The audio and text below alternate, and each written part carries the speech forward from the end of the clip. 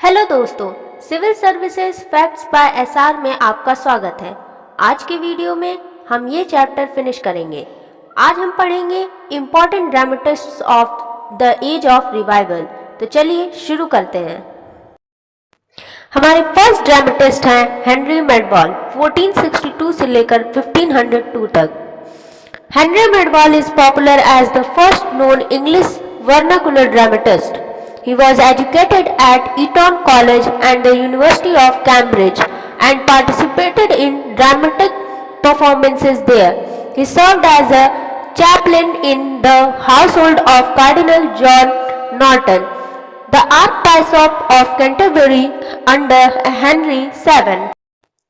इसमें यह कह रहा है कि हेनरी मैडवॉल पहले ज्ञात अंग्रेजी स्थानीय नाटककार के रूप में लोकप्रिय हैं।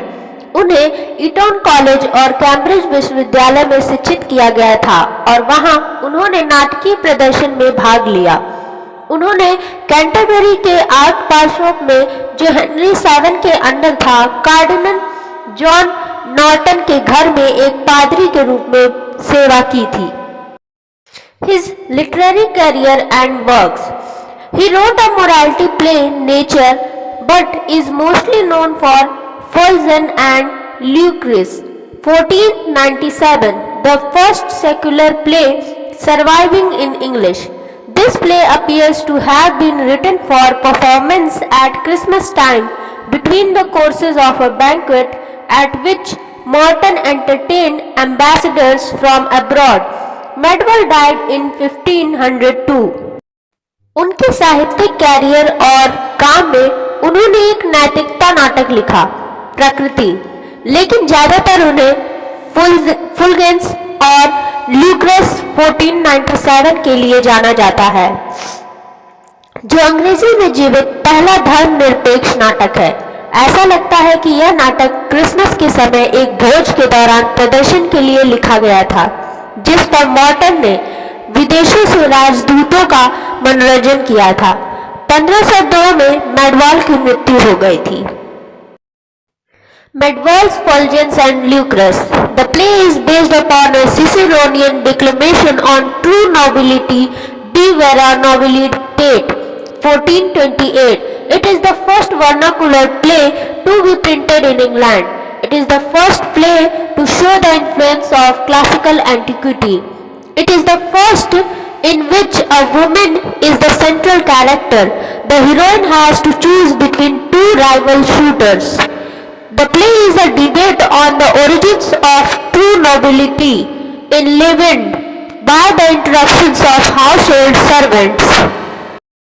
तो चलिए जरा मैडवेल्स की प्ले फुलजेंस एंड ल्यूक्रेस के बारे में कुछ जान लेते हैं।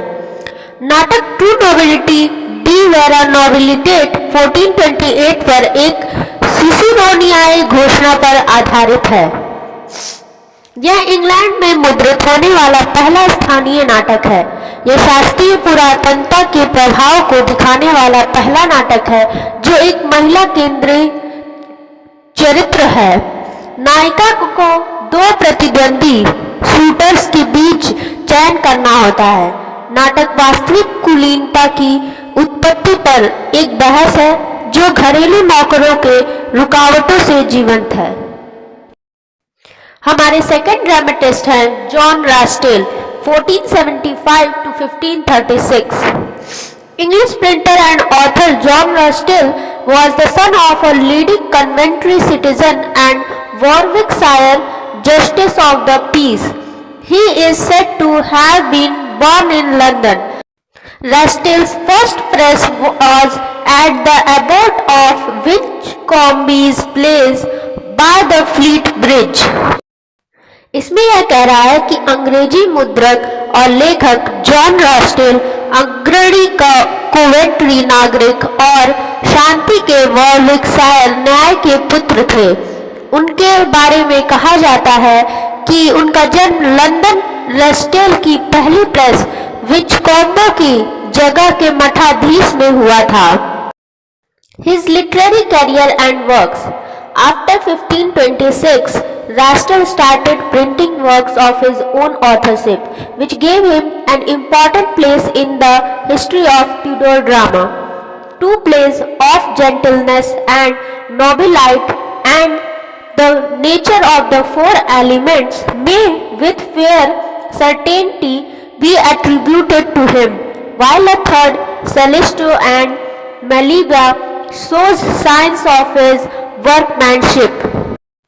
इसमें यह कह रहा है कि 1526 के बाद रेस्टिल ने अपने स्वयं के लेखक के कामों को छापना शुरू कर दिया, जो उन्हें ट्यूडोर नाटक के इतिहास में एक महत्वपूर्ण स्थान देता है। दो नाटकों जेंटलनेस और नोबिलिटी और the nature of the four elements को उस उचित निश्चितता के साथ जिम्मेदार ठहराया जा सकता है, जबकि एक तिहाई कैलिस्टो और मेलिविया उसकी कारीगरी के लक्षण दिखाता है। The nature of the four elements portrays the benefits of a humanistic education in a not very dramatic allegory, where the hero humanity is led away from his books and into a tavern by the wise figure ignorance and the cheerful sensual appetite. The purpose of this play is to awaken interest in the natural science and discovery. In Of Gentleness and Nobility, largely a dialogue between a plugman and a knight, the evils of inheritance are attacked and it is argued that nobility is not a matter of birth. Both plays presents the notion of the commonwealth, and the third, Celestio and Melibea, concludes with a moralizing address on the theme that natural knowledge and reason also aid to religion. इसमें यह कह रहा है कि the nature of the four elements एक बहुत ही नाटकीय रूपक में अमानवीय शिक्षा के लाभों को चित्रित करती है, जहां नायक की मानवता को उसकी किताबों से दूर ले जाया जाता है और उप आकृति अज्ञानता और हंसमुख कामुक भूख से दूर किया जाता है। इस नाटक का उद्देश्य प्राकृतिक विज्ञान और खोज में रुचि जगाना है। जेंटलनेस एंड नोबिलिटी में मोटे तौर पर एक हल चलाने वाले और एक सूरवीर के बीच एक संवाद होता है। विरासत की बुराइयों पर हमला किया जाता है और यह तर्क दिया जाता है कि बड़प्पन जन्म का विषय नहीं है।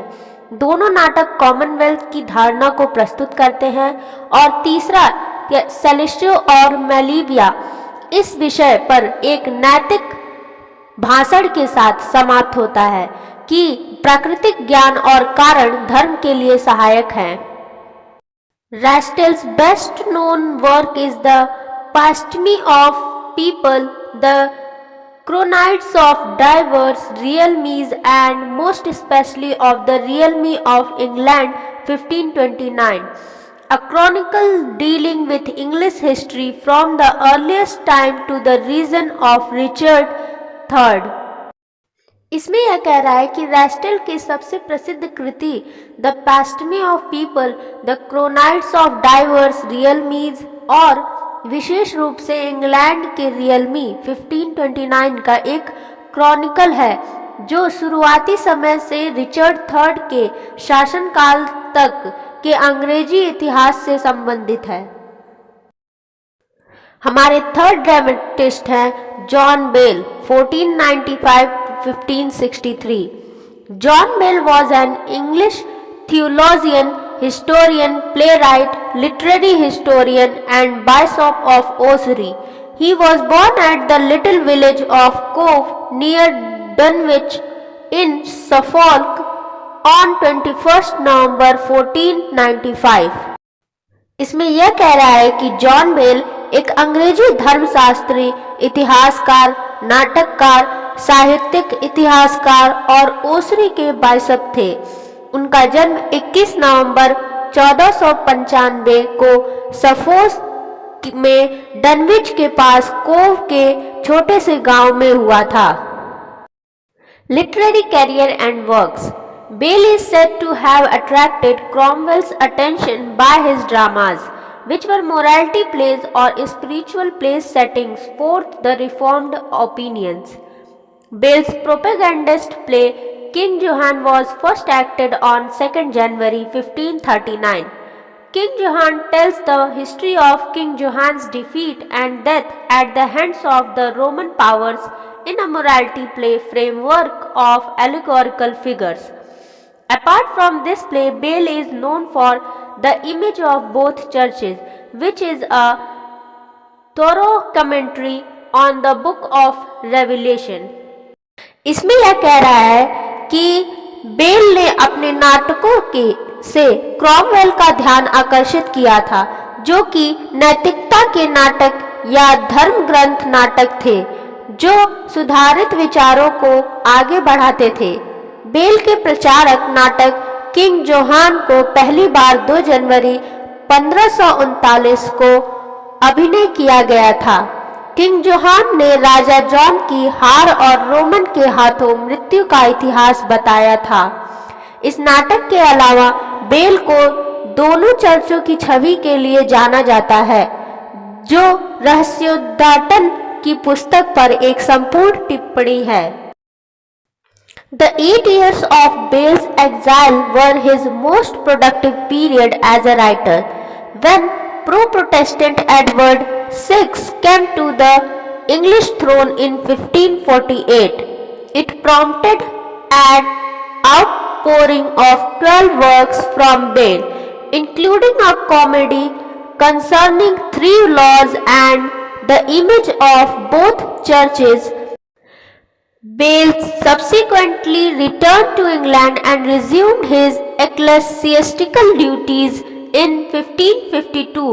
Despite Bale's reluctance, Edward appointed him to the bishopric of Ossory. Bale chronicled his experience in this turbulent and staunchly Catholic diocese in his Vocation of Johann Bale to the bishopric of Ossory in Ireland, 1553. He died in November 1563 in Canterbury. इसमें यह कह रहा है कि bell के निर्वासन के 8 साल एक लेखक के रूप में उनकी सबसे अधिक उत्पादक अवधि थी।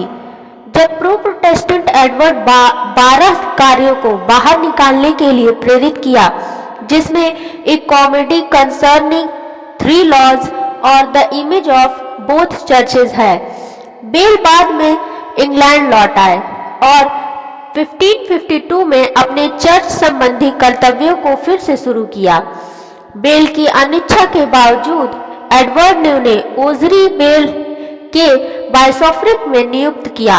इस अशांत और कट्टर कैथोलिक सूबा में अपने अनुभवों को जोहान बेल के वोकेशन में आयरलैंड में ओसरी के बाइसोफ्रिक के लिए 1553 में किया।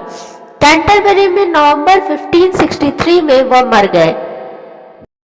हमारे नेक्स्ट 4th ड्रामेटिस्ट है निकोलो मचावेल्ली 1469 to 1527.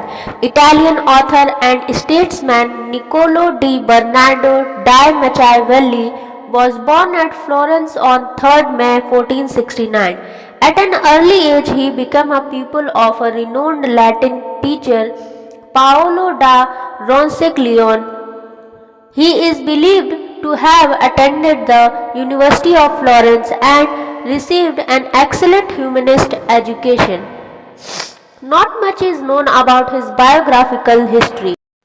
इसमें यह कह रहा है कि इटालियन लेखक और राजनेता निकोलो डी बर्नार्डो डाई मैचावेल्ली का जन्म 3 मई 1469 को फ्लोरेंस में हुआ था।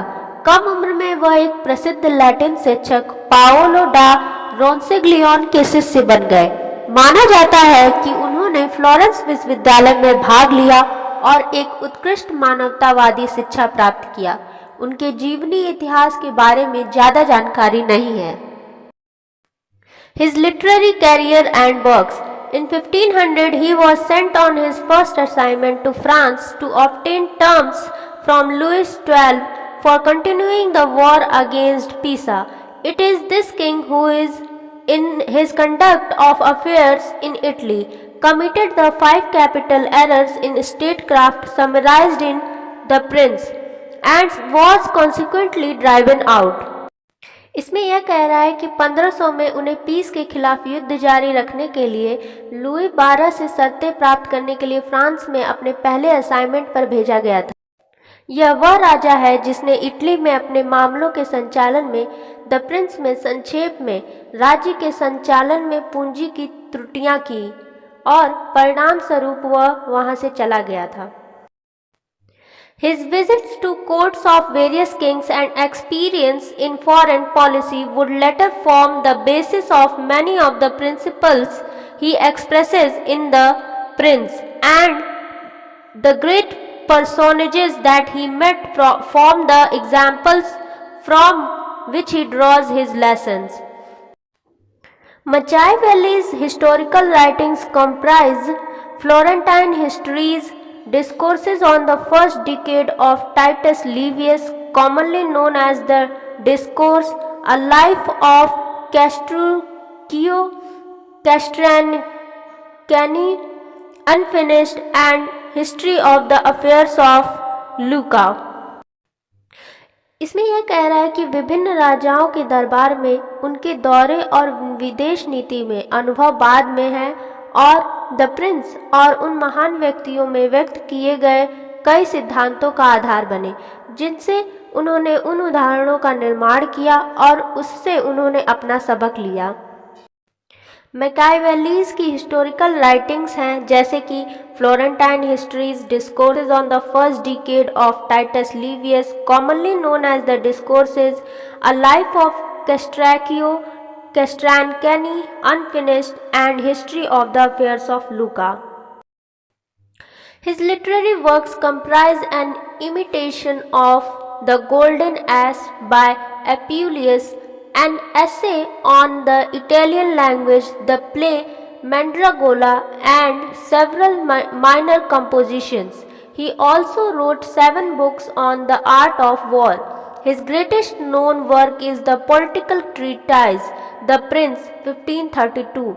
The book gives a set of rules for establishment and preservation of authority and advocates adoption of any means, fair or unfair. Machiavelli died in San Cassiano in 1527, just a few miles outside his beloved Florence.